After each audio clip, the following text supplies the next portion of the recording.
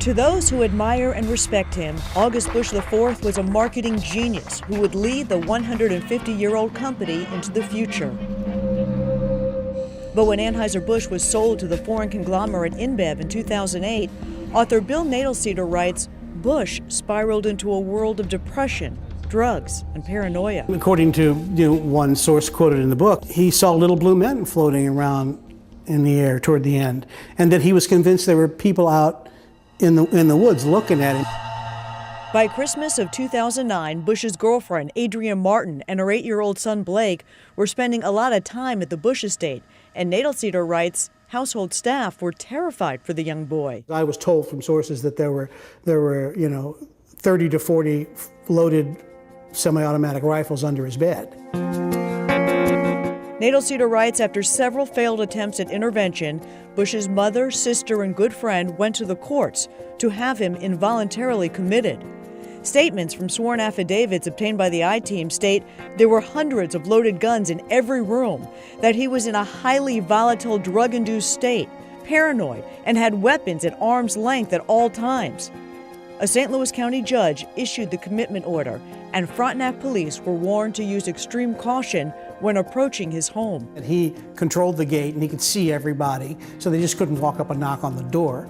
They were also told that if it wasn't really kind of a surprise and he ran back into his fortified bedroom, then all bets were off and you were in a crisis hostage situation. The ruse involved using an officer who had gone to the house a few days earlier with a social worker. He went to Busch's front gate saying he was returning for a follow-up visit, and Busch buzzed him in. He was wearing a bathrobe, according to my sources, and was armed with 5 weapons on his body. With the fourth hospitalized at St. John's Mercy, family immediately kicked Martin and her son out of the home, and they removed all of the weapons. They found approximately 900 weapons and ammo. Lots of ammo.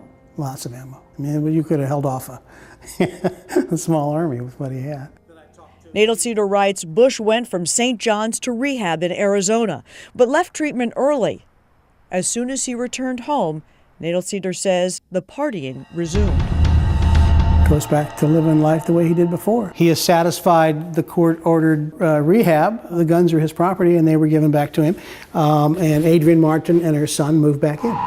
9 months later, Emergency 911. Yeah, we need an ambulance at Adrienne Martin is found dead at the Busch mansion.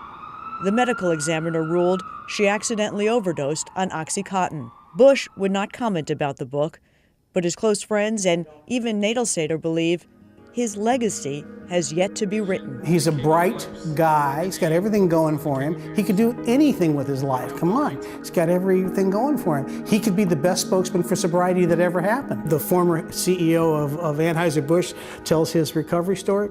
Come on. Who wouldn't book him? Bitter Brew, which focuses mostly on 5 generations of the Busch family dynasty, is being developed into a potential television series by Lionsgate, the makers of Mad Men.